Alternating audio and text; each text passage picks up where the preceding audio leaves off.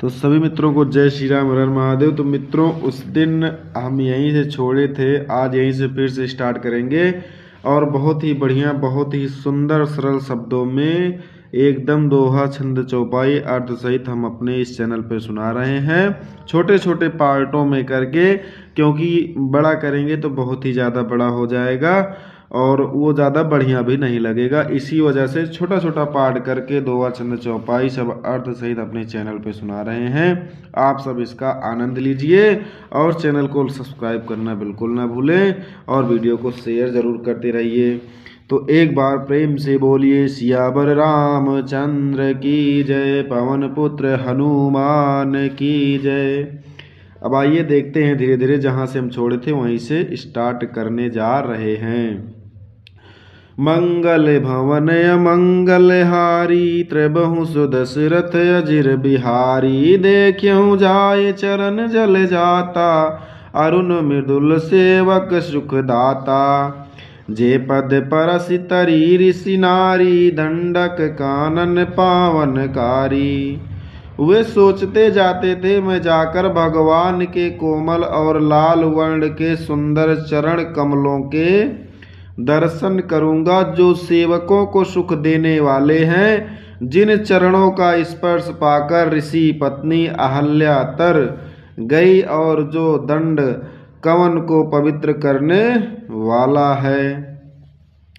जे पद जनक सुताउर लाए, कपट कुरंग संग धर धाये।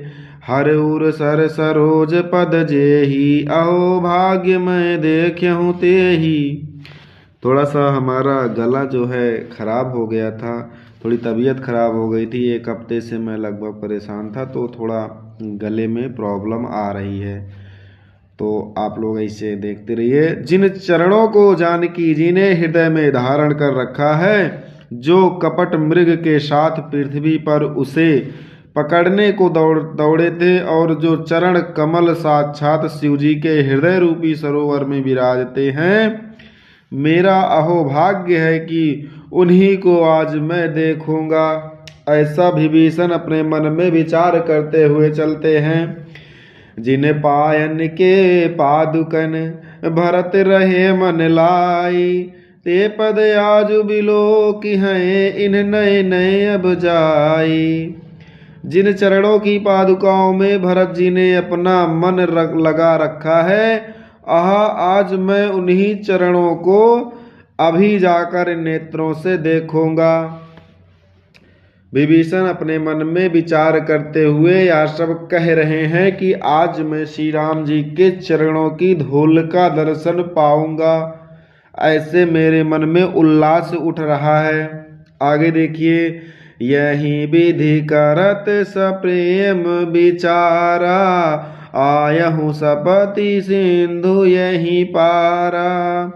कपिन विभीषण आवत देखा, जाना को रिपुदूत विशेषा। आगे देखिए, ठीक इसी प्रकार से बहुत ही बढ़िया है। इस प्रकार प्रेम सहित विचार करते हुए वे शीघ्र ही समुद्र के इस पार, जिधर श्री रामचंद्र जी की सेना थी, आ गए। वानरों ने विभीषण को आते देखा तो उन्होंने जाना कि शत्रु का कोई खास दूत है।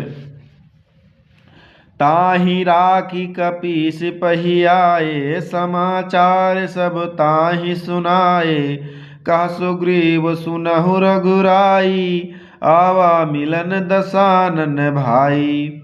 उन्हें पहरे पर ठहराकर वे सुग्रीव के पास आए और उनको सब समाचार कह सुनाए। सुग्रीव ने श्री राम जी के पास जाकर कहा, हे रघुनाथ जी सुनिए, रावण का भाई आपसे मिलने आया है। यहाँ पे उन्हें कहना चाहिए था कि रावण का भाई विभीषण आपसे मिलने आया है। फिलहाल आगे देखिए, कोई बात नहीं, बहुत ही अच्छी लाइन है, जितनी भी लाइन है। कहा प्रभु सखा बुझाए कहा, काहि कपीस सुनहु नर नाहा। जानी न जाय निशाचर माया, काम रूप के ही कारण आया।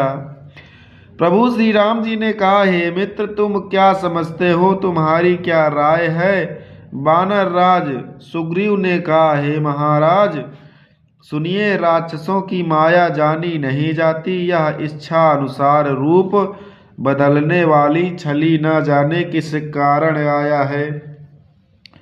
भेद हमारे लेन सठयावा, राख्यहूँ बांधी मोहि अस भावा। सखा नीति तुम नीक विचारी, मम पन शरणागत भयहारी।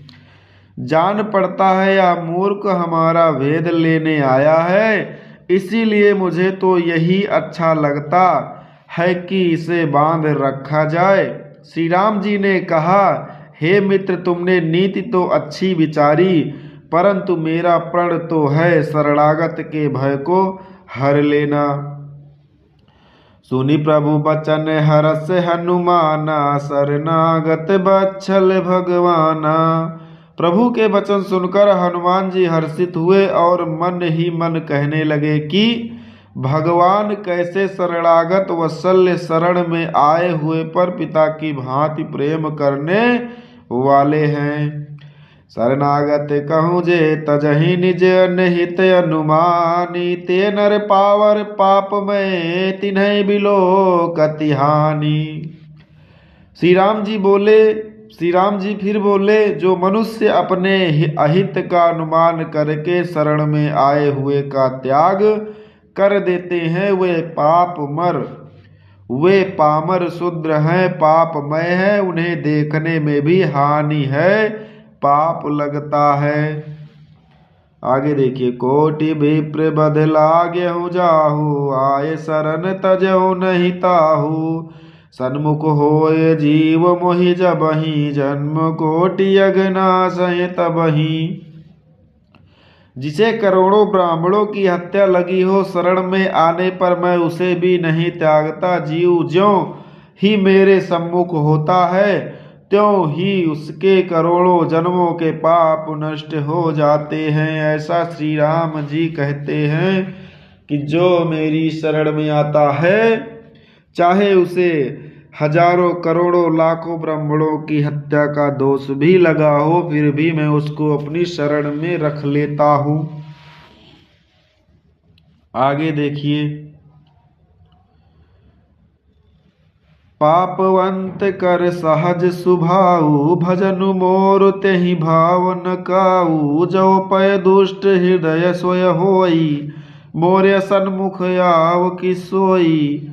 पापी का यह सहज स्वभाव होता है कि मेरा भजन उसे कभी नहीं सुहाता। यदि वह रावण का भाई निश्चय ही दुष्ट हृदय का होता तो क्या वह मेरे सम्मुख आ सकता था। निर्मल मन जन सो मोहि पावा, मोहि कपट छल छिद्र न भावा। भेद लेन पठवा 10 सीसा, तबहु न कछु भय हानि कपीसा। जो मनुष्य निर्मल मन का होता है वही मुझे पाता है। मुझे कपट और छल छिद्र नहीं सुहाते हैं। यदि उसे रावण ने भेद लेने को भेजा है, तब भी हे सुग्रीव, अपने को कुछ भी भय हानि नहीं है। भय और हानि बिल्कुल भी नहीं है, ऐसा श्री राम जी कहते हैं। आगे देखते हैं। जग महु सखा निशाचर जेते, लक्ष्मण हनई निमिष महु तेते। जो सभीत आवा सरनाई, राख्यों ताहि प्राण की नाही। क्योंकि हे सखे, जगत में जितने भी राक्षस हैं, लक्ष्मण क्षण भर में उन सबको मार सकते हैं। और यदि वह भयभीत होकर मेरे शरण आया है तो मैं उसके प्राणों की रक्षा करूंगा, मैं उसे प्राणों की तरह रखूंगा। बोलो सियावर रामचंद्र की जय। पवन पुत्र हनुमान की जय। धरती माता की जय। सीता मैया की जय। तो मित्रों, यहीं पे करते हैं समाप्त दोहा नंबर 44 से। दोहा नंबर 44 से कल फिर हम स्टार्ट करेंगे और धीरे धीरे ऐसे ही अर्थ सहित आप सभी के बीच में यह रामायण का सुंदर कांड चल रहा है। आप सब कथा का आनंद लीजिए और धीरे धीरे छोटे छोटे पाठ करके मैं नंबर 1 पार्ट से बना रहा हूँ। यह 12वां पार्ट होगा हमारी वीडियो का। तो मित्रों इसी पे जय श्री राम, हर हर महादेव। आप सभी लोग अपने जीवन में खुश रहिए।